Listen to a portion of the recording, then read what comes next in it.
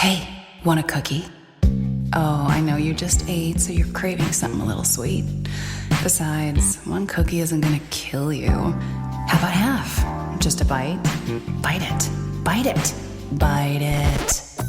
Food noise isn't fair, but Mochi Health is. Your affordable GLP-1 source that puts you on a path to successful weight loss by quieting food noise. Bite it. Shh. Learn more at joinmochi.com. Mochi members have access to licensed physicians and nutritionists. Results may vary. At DSW, we ask the important questions, like, what shoes are you going to wear? Whether you're prepping for wedding season, festival season, or just planning the ultimate vacay, the right shoes can make or break an RSVP. So own the moment. You've got big plans, and we've got just the shoes. At the perfect price, of course. Get ready to get ready with Designer Shoe Warehouse. Head to your DSW store or dsw.com today and let us surprise you. Voices for Justice is a podcast that uses adult language and discusses sensitive and potentially triggering topics, including violence, abuse, and murder. This podcast may not be appropriate for younger audiences. All parties are innocent until proven guilty in a court of law. Some names have been changed or omitted per their request or for safety purposes. Listener discretion is advised. My name is Sarah Turney, and this is Voices for Justice.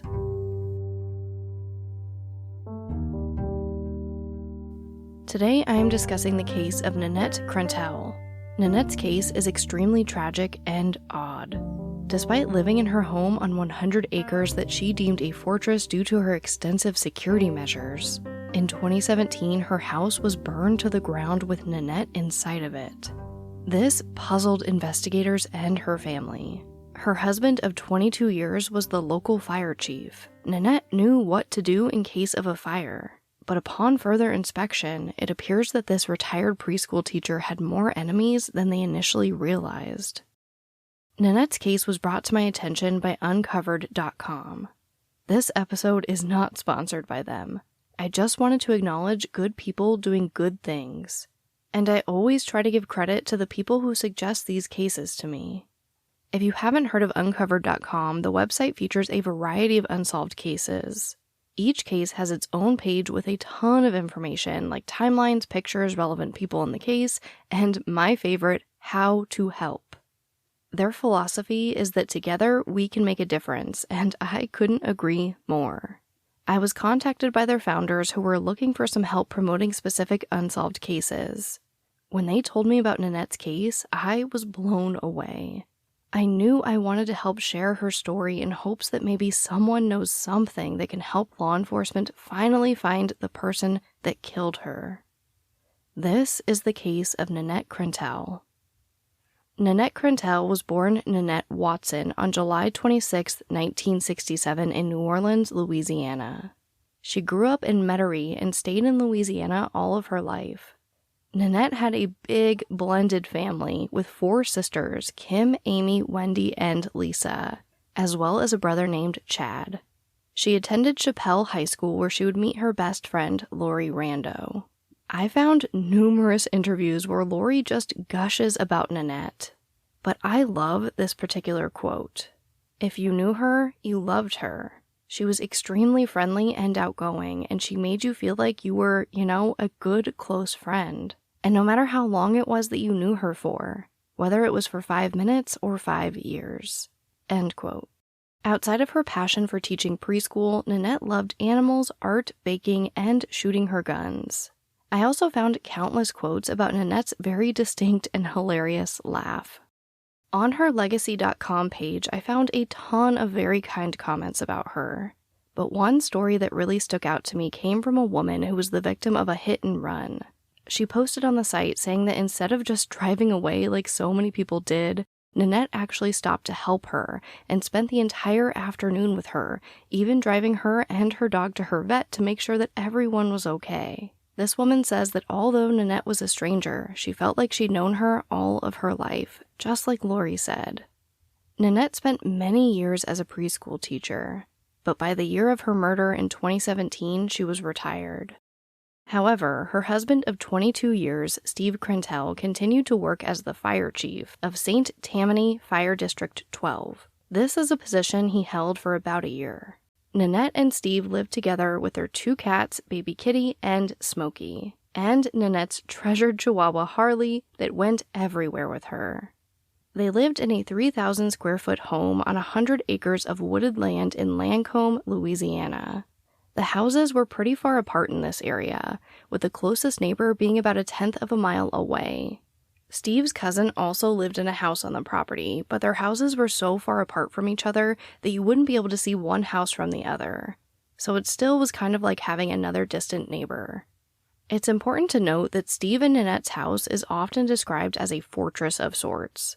Their house was at the end of a dead-end road, and to get to the road that led directly to their property, you had to get through a big metal gate equipped with security cameras. Steve installed this system as well as other cameras throughout their home for a total of 9 cameras throughout the property. The couple also owned a total of 30 guns. So between how secluded the home was, the gate, the cameras, and the guns, it really did seem like their home was a fortress. Unfortunately, all of these precautions ultimately wouldn't be able to prevent Nanette's death on Friday, July 14th, 2017. This episode of Voices for Justice is sponsored by Chewy. If you have pets, you probably know about Chewy, and you also know that when they say that they have everything you need to keep your pet happy and healthy, they're not messing around. To keep them happy, Chewy has over 100,000 products from all the brands my pets love at prices I love. To keep them healthy, Chewy offers pet prescriptions, pet insurance, telehealth vet visits, and they're even rolling out vet clinics across the country. I've been shopping with them for a very long time. And in addition to the auto-ship feature that gets the dog's food to them every single month, I also love to experiment with different treats. But I'm a bit picky. For me, it has to be high quality with simple ingredients. I recently picked up treats from Shepherd Boy Farms that are 100% just chicken breast. Popcorn and Heber are already obsessed. Chewy has everything you need to keep your pet happy and healthy. And right now, you can save $20 on your first order and get free shipping by going to chewpanions.chewy.com/Sarah E. Turney. That's chewpanions.chewy.com/Sarah E. Turney to save $20 on your first order with free shipping. chewpanions.chewy.com/Sarah E. Turney. Minimum purchase required. New customers only. Terms and conditions apply. See site for complete details. Insurance isn't one size fits all. That's why customers have enjoyed Progressive's Name Your Price tool for years now. With the Name Your Price tool, you tell them what you want to pay, and they'll show you options that fit your budget. So whether you're picking out your first policy or just looking for something that works better for you and your family, they make it easy to see your options. Visit Progressive.com. Find a rate that works for you with the Name Your Price tool. Progressive Casualty Insurance Company and Affiliates. Price and coverage match limited by state law. Before I get into the timeline of that day, I want to preface it by saying that Nanette's family is skeptical of this timeline. And I will definitely be discussing why later in the episode. But according to Steve, that morning Nanette packed his lunch and he was out the door by 7:45. After this, some believe that Nanette went to McDonald's to grab breakfast for herself, returning home at 9:11 a.m. At 10:03 a.m., Nanette's cell phone records show that she made an outgoing call to Kmart to refill a prescription. In my research, I wasn't able to find if Nanette actually spoke to someone at Kmart or if she used an automated system to refill her prescription. At 1:30 p.m., an outgoing call is made from Nanette's phone to a woman who says that it must have been a misdial, because she didn't know Nanette or her husband, Steve. At approximately 2:30 p.m., a child riding their bike notices smoke coming from the Krentel home and calls 911. Fire personnel from several districts respond to the call, including Nanette's husband, Steve, who arrives on the scene about 13 minutes after he got the call. Unfortunately, by the time that the fire was put out, the house was pretty much burned to the ground. I've seen many pictures of this scene, and there's just not much left other than ash and rubble. There's no walls, there's barely a floor. It looks to me like it pretty much burned down to the concrete slab. But pretty quickly, Nanette's body was found in the rubble. She was lying face up in the master bedroom, with her beloved Chihuahua Harley by her side. Nanette's body was burned beyond recognition. At 6:43 p.m., Steve made the call to Nanette's father, Dan, to tell him that his daughter was dead. Her family was in shock. How could this happen? Nanette was a very smart woman and the wife of a fire chief. Surely she knew how to get out of a burning house. Nanette's sister Kim, who was actually a criminal prosecutor, said that she knew immediately that someone killed her sister. The fire marshal was called in that day to figure out how and where the fire started. He was pretty tight-lipped at first, but eventually told the media that he was able to confirm that the fire was started intentionally. At this point, you're probably thinking, okay, well, they have these 9 cameras. What do they show? Well, you guys, it appears that the day before the fire, Steve Krentel noticed that the cameras at the gate had been deactivated, but he didn't take the time to fix them. So those were completely off. As for the other cameras, well, investigators would later discover that accelerant had been used in the master bedroom near Nanette and also in the living room, right where the DVR for the cameras was housed. Ultimately, no footage from the house was recovered. When Nanette's sister Kim and Kim's boyfriend, who was a volunteer firefighter, arrived at the scene 3 days later on the 17th, they were shocked to find out that the crime scene had supposedly been processed, but there were still huge piles of ash and debris left behind that appeared to be untouched.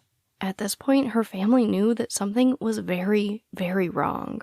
They just couldn't figure out exactly what. While the family is waiting for answers from the autopsy and from the sheriff's investigation, they plan and hold Nanette's funeral on the following Friday, July 21st. Before walking into the service, Nanette's cousin happened to see a news article about a huge development in Nanette's case. Up to this point, one of the leading theories was that Nanette died in the fire while trying to save her animals. But this theory was shattered when this cousin sees the article saying that the autopsy results came back, and that Nanette didn't die from the fire. She died from a gunshot wound to the head. Now, I can't imagine, 1, finding this out through the media instead of law enforcement, and 2, finding this out right before the funeral. Although Sheriff of Tammany Parish Randy Smith did later apologize for not notifying the family first, I have to say that this is absolutely unacceptable. This would unfortunately only be the first of many odd actions from Sheriff Smith that would break down this trust between him and Nanette's family. Later that night, after the funeral, Steve called Nanette's brother Chad, and he let him know that after seeing the autopsy results, the sheriff's office was leaning towards ruling Nanette's death a suicide. When Nanette's sister called the sheriff's office to say that she would bet her only child that Nanette didn't kill herself, an officer told her that women shoot themselves all the time. They also shoot their children and their husbands and sometimes their pets. It was at this point that Nanette's family retained legal counsel. So let's take a moment and talk about this autopsy that led the sheriff's office to tell Steve that they thought it was a suicide. The initial autopsy was done the morning after Nanette's death by St. Tammany Parish Coroner Charles Preston. Unfortunately, Nanette's remains were too burned to be able to tell if she had been sexually assaulted. During the autopsy, Charles Preston determined that there was no soot or even microscopic particles of soot in Nanette's airway. Her body also didn't blister in response to the fire. Both of these findings led him to the conclusion that Nanette was dead before the fire was started, saying that if she even took 2 breaths while in the fire, he'd see some type of soot particles in her airway. He, of course, also found that she'd been shot near her right temple with a small caliber gun.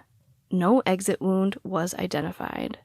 He also noted that because there was no large presence of blood near Nanette's body, that it's likely that she was killed off-site and moved to the master bathroom after the fact. The manner of death was ruled a homicide, with the cause of death being a gunshot wound to the head. These were the findings that led Sheriff Randy Smith to believe that this was a suicide. These were the findings that apparently led 5 high-ranking officers to plead their case to the coroner that this was a suicide. Fed up, Nanette's family hired Dr. Thomas Bennett to perform an independent autopsy of Nanette's remains. Dr. Bennett had performed over 12,000 forensic autopsies throughout his career. Although he wasn't able to physically touch Nanette's remains, he did have access to a variety of pictures, samples, tests performed from the initial autopsy, and photos of the crime scene. He came up with the same conclusion. This was a homicide. And he was also disturbed by the lack of blood at the scene, stating, quote, "A gunshot wound to the head would bleed copiously. You would find a large area around this on the floor with debris falling around. Fires tend to burn up. So any of that blood would be down there on the floor around her would still be present." End quote. Later, a third autopsy was performed.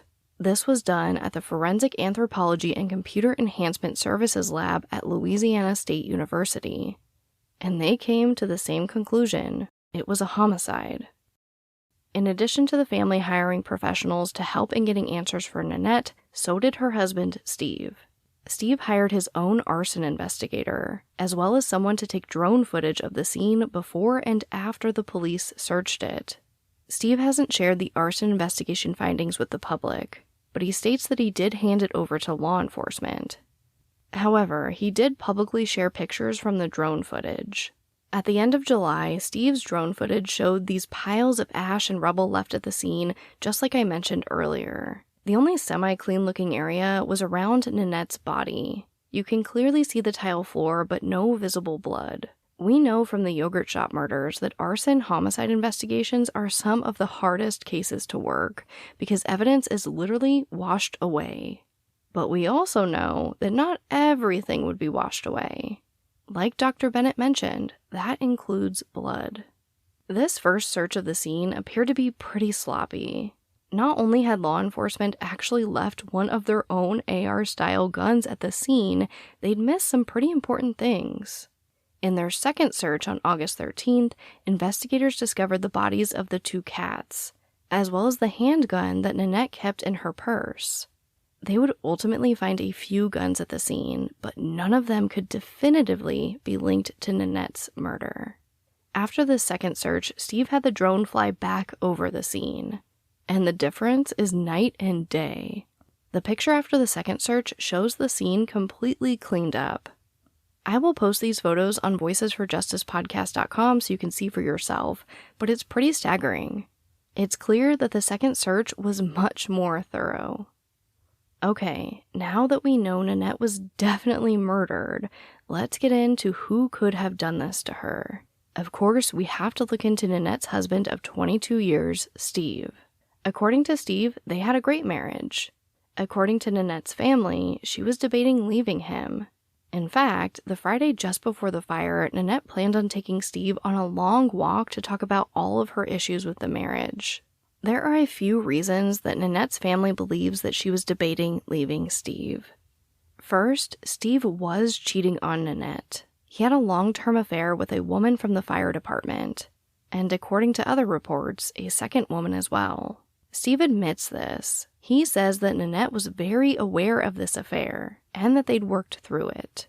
But again, her family disputes this, and some believe that Steve was still having an affair up until Nanette's death. However, Steve has a pretty solid alibi. Ironically, Steve actually installed the same security system he had at his house at the fire station. Video footage along with several of his coworkers would confirm that Steve was at work that morning. His phone and coworkers also verified that he was at Outback Steakhouse for lunch before returning to the fire station, and finally getting the call about the fire. Not long into the investigation, the Tammany Parish Sheriff's Office actually made a special press conference just to state that Steve Krentel was cleared. So let's talk about the second reason that Nanette's family said that she was debating leaving Steve. Apparently, Nanette was pretty fed up because she felt Steve failed to protect her from years of harassment from Steve's brother, Brian. Brian Krentel has a very long and sordid history with the law. He's been arrested at least 36 times, with 15 of those arrests resulting in convictions. These charges range from multiple DWIs to battery on an officer, hit and run, disobeying an officer, negligent injury with a vehicle, careless operation of a vehicle, drug-related charges, and more. Brian blames Nanette and Steve for one of these charges that resulted in him serving some time in jail. Upon his release from this sentence, he apparently told Steve and Nanette that he would kill them both and then kill himself. But this is not the only threat that Brian made. Nanette's father, Dan, came forward with a series of emails from Nanette expressing her concern about Brian, starting way back in 2011. In one email she wrote to him, she stated, quote, "When he says, 'I will start your house on fire and kill you when you come out,' that's a serious threat to me." Another email stated, quote, "Brian is capable of anything, and someone that has nothing to lose, is full of hate, uses drugs, makes threats, is a loose cannon." 2 months before Nanette's death, Nanette texted her sister Kim, stating, quote, "He threatened to set the house on fire, rape me, and kill us."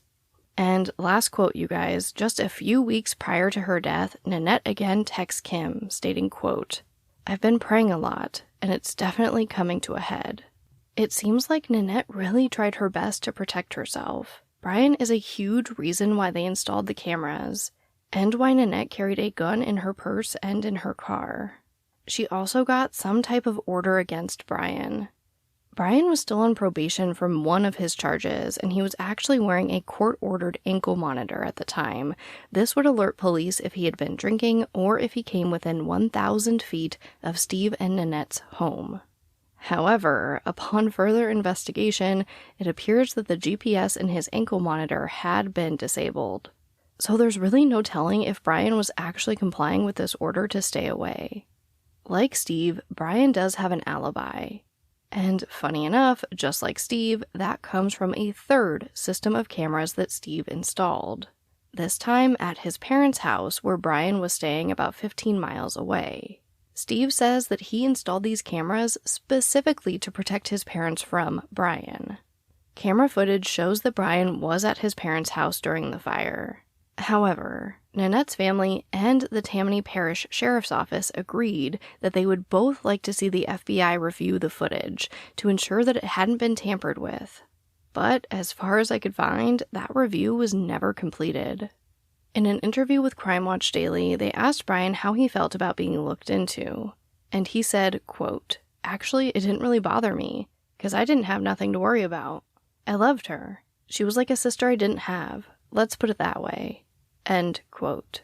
But Steve would publicly refute this, telling People Magazine Investigates, quote, "Brian was definitely somebody I was worried about because Brian had a strong contempt for Nanette." End quote.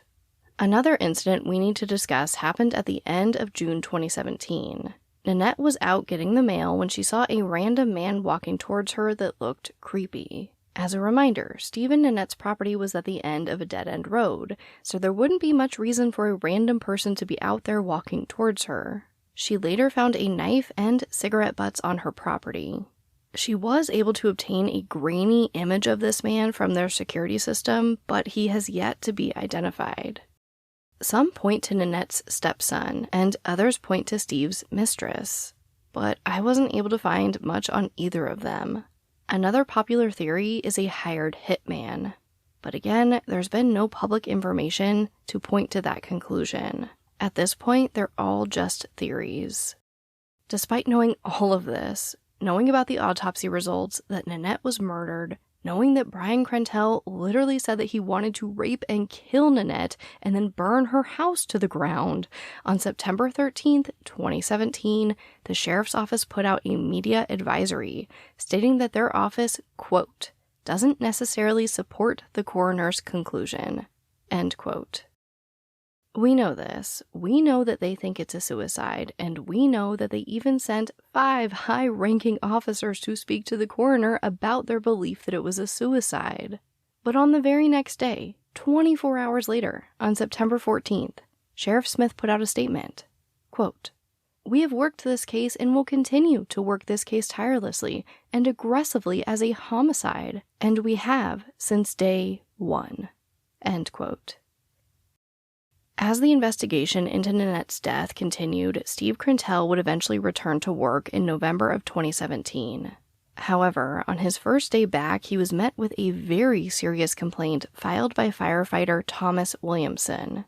The complaint discussed the affair with his coworker at the station that Steve did admit to, but there were also complaints that Steve committed unethical acts and intimidated his employees. These complaints included Steve living at the fire station and having amenities bought for his stay there. He was also accused of stealing air conditioners from out-of-commission ambulances and removing identifying stickers from his work vehicle. In Williamson's letter to the board, he also wrote, quote, "Chief Krentel has also made it clear that he is taking names of who and what has been said about him in an effort to retaliate when he returns to work," end quote. Steve fought these allegations, saying that he turned an $800,000 deficit into money in the bank for the department, and that he would be bringing the board a list of his enemies inside of the administration. After a full investigation, the Civil Service Board for the St. Tammany Fire Protection District 12 found that the complaints were valid. They adopted a no retaliation order, ordered Steve to pay restitution for the AC units that were stolen, he was demoted, and given a 60-day suspension. At that time, Steve submitted his letter of resignation/retirement. After this complaint, Thomas Williamson believed that Steve was threatening him by leaving a bullet on his property. By December, Nanette's family was growing even more desperate for answers. On December 5th, 2017, her father posted the following statement to the Justice for Nanette Facebook page, along with a poster explaining a new $5,000 reward for information. Quote, "My name is Dan Watson. I am Nanette's father, and I'm here to speak on behalf of Nanette. My beloved daughter was brutally murdered on July 14th, 2017. It's been 5 months, and I have no idea as to who committed the horrific act of violence against Nanette. I am told that there are no suspects and that there are no leads. I am very troubled and conflicted with the lack of progress in solving Nanette's murder. But there is something else about this that should trouble us all. There is a cold-blooded killer in our midst, and that should be of great concern to every citizen of St. Tammany Parish. This monster has complete and total disregard for life. He shot Nanette in the back of the head. He burned her house to the ground with her body inside of it until it was unrecognizable. He murdered her dog Harley, and her cats Baby Kitty and Smokey. This person is sick and has no place in St. Tammany Parish or civilized society, and he is still out there. He must be caught and brought to justice for what he did. I'm also here to state in no uncertain terms that I will never stop pursuing Nanette's killer until every lead has been investigated and every possibility exhausted. Also know that I have made no assumptions about nor drawn any conclusions regarding anyone's guilt or innocence. I will listen to any information out there from anyone that is available. If you know anything or have any information about anyone who may have been involved in this murder, I ask that you call Crimestoppers. If you are not comfortable calling Crimestoppers, then you can message me through this page. I am a 74-year-old man, and I am about to spend my first Christmas without my baby girl. For me, there will be no phone call, no Christmas card, no Merry Christmas, I love you, Daddy. Nothing. It saddens me deeply. If you know something, I implore you to come forward and help me. Thank you." End quote. After the fire, Steve constructed a memorial for Nanette on their property. In April of 2018, Nanette's sister Wendy went to visit this memorial. Steve responded by charging her with trespassing.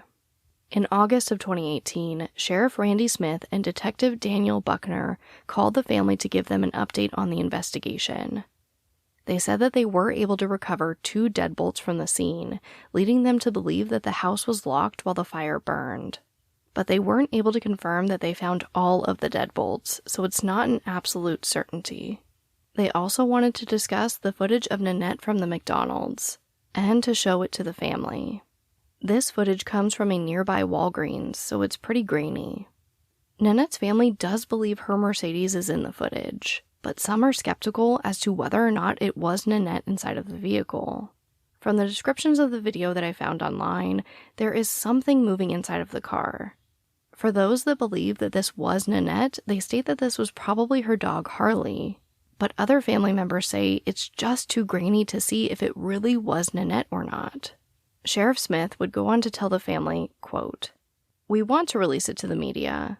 But there's some things that came up this morning, and now, watching the videos, just some cars that were in the drive up behind her, we want to try to see their transactions." End quote. Nanette's family was not pleased.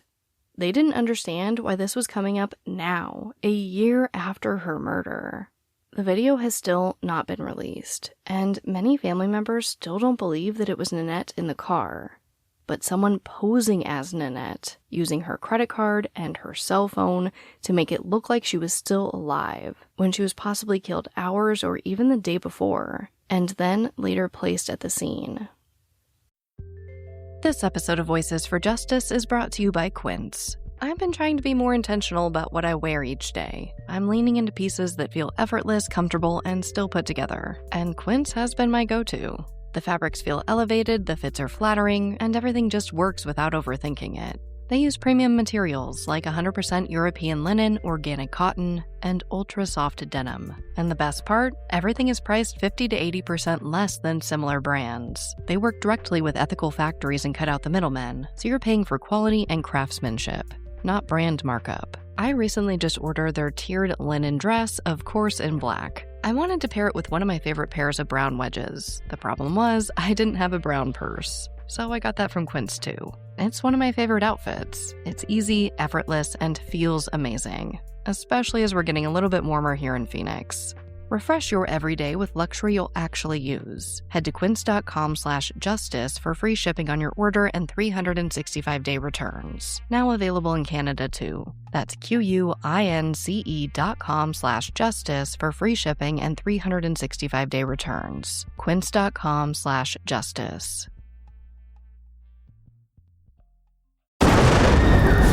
What they did to your family, you're lucky to make it out alive. Streaming on Peacock. These men are going to come after me. Taking them out is my only chance. Put a bullet in her head. From the co-creator of Ozark. Looks like a family was running drugs. Execution-style killing, it's rare for the Keys. And it leads on who they might have been running for. The cartel killed my family. I'm gonna kill them. All of them. MIA. Streaming now. Only on Peacock. Around the fall of 2019, things start to go a little crazy in the politics surrounding Nanette's case. Jerry Rogers, an investigator with the Federal Department of Housing and Urban Development, apparently began communicating with the family through an anonymous email address. And he had negative things to say about the sheriff's department. In these emails, Jerry Rogers says that anyone would be better than Detective Daniel Buckner, who was leading Nanette's case at the time. He also called him clueless and a stone-cold rookie. In another email, he said that Sheriff Smith was a joke. Jerry Rogers says that he was just trying to help the family, and he wanted to remain anonymous to prevent retaliation, which he certainly later did experience. The sheriff's office responded by arresting him for criminal defamation on September 16, 2019. Jerry Rogers says that 3 officers showed up at his door, put him in handcuffs, threw him in the back of a patrol car, and refused to tell him why he was being arrested, only saying that he had a warrant for his arrest. This is Jerry Rogers' side. Sheriff Smith states that these actions were, quote, the malicious and criminal actions of an individual whose intent was motivated by his efforts to defame, create distrust, and otherwise prey on the emotions of the victim's family, end quote. I can't speak for the family, but I can say that when a new detective was assigned to my sister's case that I didn't feel really cared at all, I expressed this sentiment to another detective that I trusted, and that detective told me that my suspicions about this person not being great were correct. I didn't feel like this detective was preying on my emotions. I felt like they were being a genuine human being and validating my very real concerns. I felt a huge sense of relief that someone was finally just being real with me. Again, I can't speak for Nanette's family, but they have expressed dissatisfaction with Jerry Rogers' arrest, so I think it's safe to assume that they probably appreciated his candor. They also expressed dissatisfaction that an investigator on Nanette's case was later fired for speaking to Jerry Rogers. I don't know every single thing about Jerry Rogers' arrest or this other agent being fired, but I mean, it seems like people speaking up about this investigation are getting into trouble left and right. The general consensus for Jerry Rogers' arrest was that it was unconstitutional. Under Louisiana law, criminal defamation is a misdemeanor, but the state Supreme Court ruled it unconstitutional in most cases in 1973, and the U.S. Supreme Court in 1964 found the law's wording to be unconstitutional. Katie Schwartzman, legal director at the ACLU of Louisiana, said that the law used to arrest Jerry Rogers is rarely used, and, quote, "Unfortunately, it seems to be used as a tool to squelch political opposition," end quote. And I have to agree that Sheriff Smith seems extremely politically motivated. On October 28, 2019, Sheriff Smith released a lengthy statement regarding Nanette's case and the arrest of Jerry Rogers. I think it's important to note here that this was election season. And just a few weeks before this statement, it was confirmed that Smith would be running against a man named Tim Lentz. Tim Lentz secured 32% of the vote, while Smith pulled ahead by just 14%. In my opinion, this statement wasn't as much about Nanette's case as it was about trying to get votes. And again, in my opinion, defending himself against a pretty unconstitutional arrest warrant he championed for that was executed just 9 days prior. I'm going to read you this statement, but I'm going to be stopping in between to express my opinions and also give some clarifying information. The statement reads as follows. I am disappointed that my political opponent has enlisted the aid of both of your media organizations to try to use the tragic death of Nanette Krentel for his political gain as we get close to Election Day. I'm going to stop right here. Let's be honest, it feels like he's doing the exact same thing. He goes on to say, the spread of misinformation and half-truths by my opponent with the apparent aid of certain members of the media is disgraceful, which is why I decided to issue this statement to set the record straight.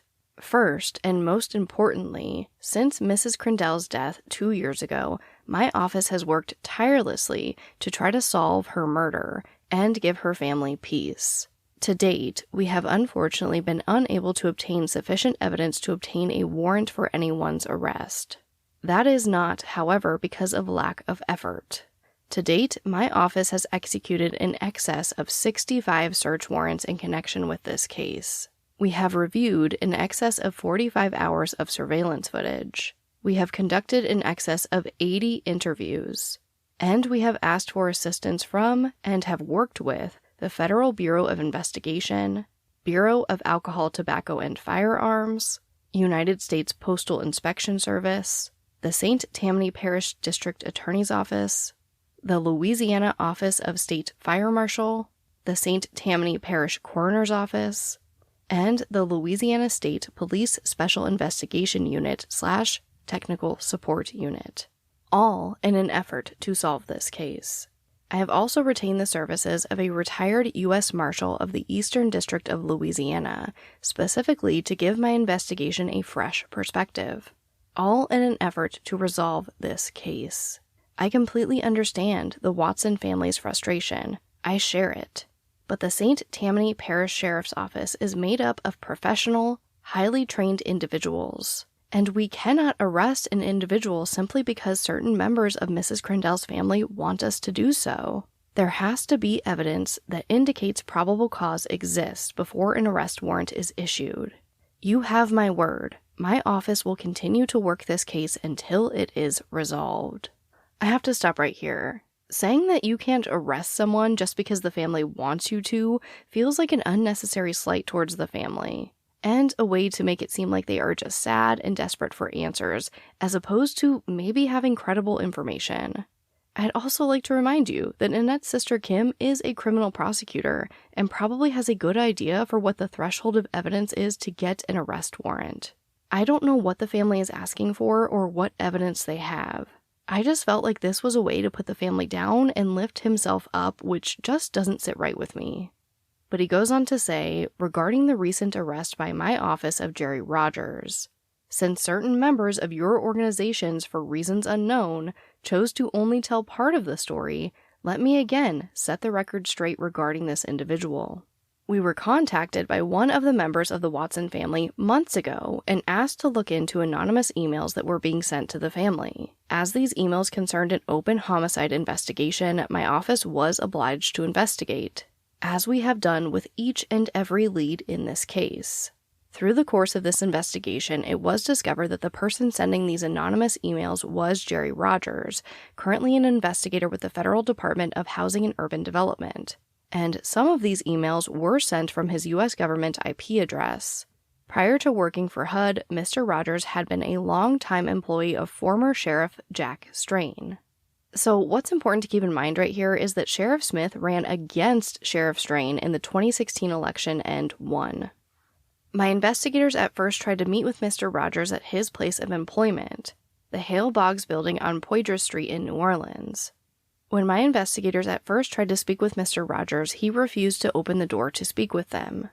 A few days later, we learned that Mr. Rogers, while at a training event in West Monroe, Louisiana, refused to come out of his hotel room and was threatening to commit suicide. Finally, after several hours at the scene, a negotiator with the West Monroe Police Department was finally able to get him to exit his hotel, but not before Mr. Rogers tried to commit suicide by cop by pulling his cell phone out of his pocket and pointing it directly at the officers at the scene in a very quick motion. Fortunately, all involved, due to their discipline and training, the West Monroe Police Department did not open fire on Mr. Rogers, and instead he received the psychiatric help he obviously needed following this incident. This information was shared with your media organizations. However, for reasons only you can explain, you chose not to share it with the public. I also find it curious that your organizations did not fully share with the public the extent of Mr. Rogers' political activities. Specifically, it was learned through the investigation that while he was sending these anonymous emails to the Watson family, Mr. Rogers was also exchanging emails with my opponent in the upcoming election. Again, I stop here to ask, is this statement really about Nanette's case, or is this a statement to slam the media and defend against criticism for the upcoming election? Regarding the constitutionality of the LSA 1447, the statute that Mr. Rogers was charged with violating, I am aware that some courts have ruled that statute may be unconstitutional insofar as it relates to any public expressions about public officials. Mr. Rogers' activity, however, does not fit within that description. On the contrary, this is an individual who used fake email accounts in an effort to hide his identity and make misstatements of fact concerning detectives working on an open homicide investigation. This was a deliberate effort to mislead the victim's family and to discredit the detectives. This harmed our ability to solve this crime. Okay, I again need to stop here. As a family member of a victim who has worked with countless detectives over a decade, some I liked, some I outright didn't respect or believe cared at all about the case, I think this is a super unfair statement. Unless Nanette's family completely refused to cooperate with police after receiving these anonymous emails, I just don't see how this statement could be true. Nanette's father did make a statement that if he has relevant information, he didn't want to give it to Randy Smith. But that doesn't mean that he wouldn't give it to another officer. The truth is, some investigators just care more than others, and any member of law enforcement that tells you otherwise is lying. So I don't blame Nanette's family for specifically not wanting to speak with Smith, especially given their sordid history. They were upfront about this since 2018 that they didn't trust the department after their pretty strong efforts to deem this a suicide instead of a homicide. In my opinion, Smith's own actions and the actions of his department led to Nanette's family not trusting them. I imagine these emails probably just further solidified what they already believed. But again, this is just my opinion based on my personal experience. Smith goes on to say, based on these facts, my office felt that there was probable cause to seek a warrant for Mr. Rogers' arrest. The district attorney's office had appropriately recused themselves from the matter, as Mr. Rogers' wife works for the district attorney. This matter will now be handled by the Louisiana Attorney General's office, and since it is also the exclusive province of the Louisiana Attorney General to defend the constitutionality of Louisiana laws, I will defer any further comment on this issue to the Attorney General's office. To be clear, this arrest had nothing to do with me. It relates directly to stopping efforts that impair our ability to investigate and solve this crime. Turning now to Miss Wendy Watson's claims that, quote, her trespassing arrest was made to shut her up, end quote, let me state unequivocally, I have no interest in trying to keep anyone from expressing their opinions, including Miss Watson. I would also point out that Miss Watson has not in fact been arrested. There is, however, an active warrant for Miss Watson's arrest, and thus she is currently a fugitive. This warrant was not initiated by me, but was in fact sworn out by the complainant who owns the property upon which Miss Watson was trespassing. I would encourage Miss Watson to turn herself into the sheriff's office in order to let the court perform its duty to adjudicate her guilt regarding this alleged crime. Again, I stop here and ask, is this about Nanette's case, or is he defending himself for an upcoming election? All of this information was shared with your media organizations. Why you only chose to tell half the story is a question only you can answer. My job as sheriff is to give all of the facts and let the citizens make informed decisions about how my office operates. That is how I have always conducted myself, and that is how the St. Tammany Parish Sheriff's Office will operate as long as I am sheriff. Finally, in closing, as I have said for the past 2 years, we will continue to run down every lead, no matter where it takes us. And we will never stop working to try to solve this case and bring closure to Mrs. Krentel's family. This is my promise to the victim's family and to all of the citizens of St. Tammany Parish. Sincerely, Randy Smith. This statement floored me. I feel that it was extremely self-serving and put unnecessary stress and blame on Nanette's family. Something I found interesting about this entire political race was that Smith's opponent, Tim Lentz, said that he would provide Nanette's family with answers about the case within 30 days of being elected. I have to wonder if Lentz knows something we don't, or if he was just using Nanette's case for political gain. I also want to note here that in July of 2020, the charges against Jerry Rogers were completely dropped. As the election got closer, Nanette's case again affected the political climate.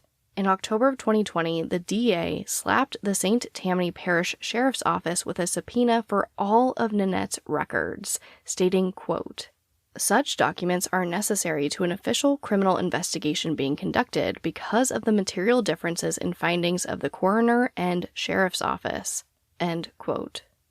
Despite Sheriff Smith publicly stating that his office didn't agree with the coroner's findings, despite his team telling Steve Krentel that they were leaning towards suicide, and despite 5 high-ranking officers going to the coroner's office to discuss how they thought it was a suicide, Sheriff Randy Smith put out a statement saying that he was unaware of any differences in findings. He then publicly began backing the DA's political opponent, Vincent Wynn, saying unlike Warren Montgomery, Wynn backed the sheriff's office. Ultimately, Sheriff Smith was reelected, as was the DA, Warren Montgomery. As much as all of this just doesn't sit right with me that Nanette's case was used for political gain like this, I have to hold out hope that this relatively recent subpoena of the records by the DA will further the investigation, because this is pretty much where Nanette's case sits today. We are left with so many questions in this case. Who was the mystery man that Nanette saw before her murder? Was that video footage proving Brian Krentel's alibi ever authenticated? Why on earth did the sheriff's office try to say that this was a suicide? Why haven't they released the video of Nanette at McDonald's? Was that really Nanette? What about the mistress? If Nanette was killed outside of her home and brought there, who did it and where is this other crime scene? Where is the gun that was used to kill Nanette? How did the person who killed Nanette know that the DVR was there? Did they know that before, or did they see it when they came in? I wish we knew. July 14th, 2021, so the day before this episode was posted, marks 4 years since Nanette was killed. Her family is still anxiously awaiting answers and justice. On the 4-year anniversary, her family posted on the Justice for Nanette Facebook page, quote, 4 years and 0 answers. It feels like we've let you down, my beautiful sister. End quote. I remember that feeling. Every birthday, every anniversary, no matter how hard I worked for Alyssa, it never felt like enough. Which brings me right to our call to action. Please take a moment to share Nanette's picture and her story in hopes of helping this family. And of course, if you have any information about the murder of Nanette Krentel, please call Crimestoppers at 1-877-903-STOP. You can remain anonymous. As always, thank you, I love you, and I'll talk to you next time.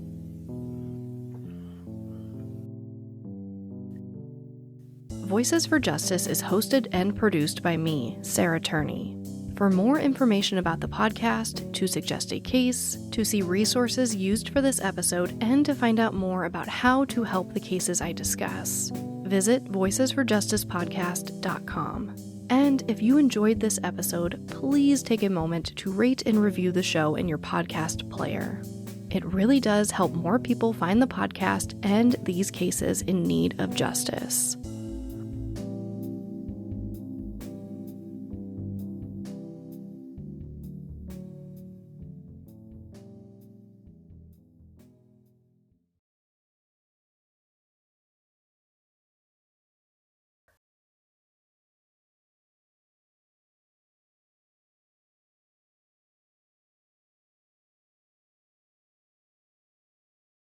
Hey guys, for old time's sake, I wanted to do a surprise secret after show moment.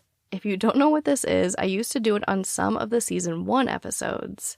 It's just kind of a space to be a little less formal and chat with you guys. I like putting it at the end of the show so it doesn't take focus away from the victims, and for people who don't like chatter, they can kind of opt out of it. The reason I'm bringing this back today is because I wanted to take a moment and acknowledge 2 pretty big things in the show.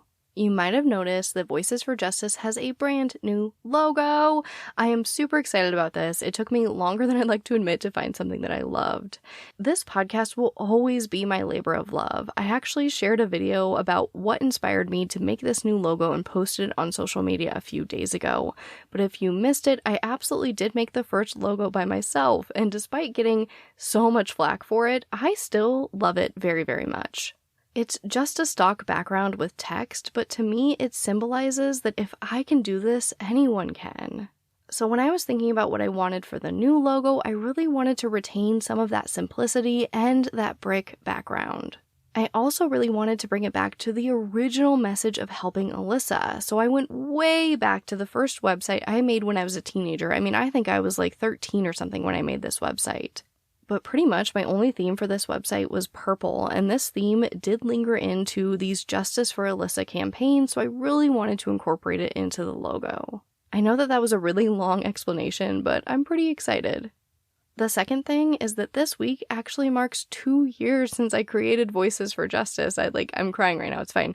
I cannot believe it's been 2 years, and I especially cannot believe how much has changed in these 2 years. It has been a wild ride, but I really just wanted to thank you guys all again for believing in me, and more importantly, in believing that there really could be justice for Alyssa. Without all of you, this entire journey would have been so much more difficult and lonely. When I say I love you at the end of each episode, I really mean it. I love you guys for caring about Alyssa, and I love you for caring about these victims like I do. So many of you go above and beyond to help these cases, and you're just amazing. Also, making this the ultimate throwback, I just wanted to mention that due to my air conditioner being out for over a week at this point, in July in Phoenix, I am actually recording in somebody else's closet today. Crazy enough, I'm also literally sitting on the same black padded folding chair from Walmart that I recorded on in my closet for the first full season. But okay, I am extremely warm in this closet. I'm going to end this secret after show moment, but if you enjoyed this and would like more of this, please let me know on social media. Honestly, either way, I will probably still keep doing them because I do enjoy this kind of small talk on here. So thank you for tolerating me, I love you, and I'll talk to you next time.